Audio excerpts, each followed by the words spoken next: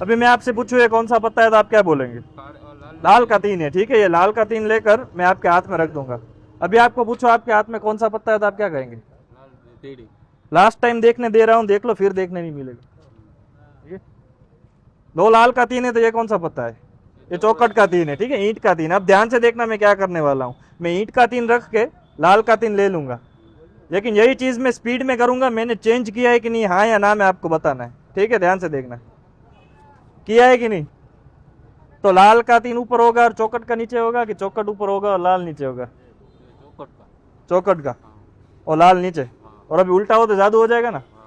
शर्त लगानी हो तो आप लगा सकते हैं। शर्त लगाते नहीं है क्योंकि यहाँ पे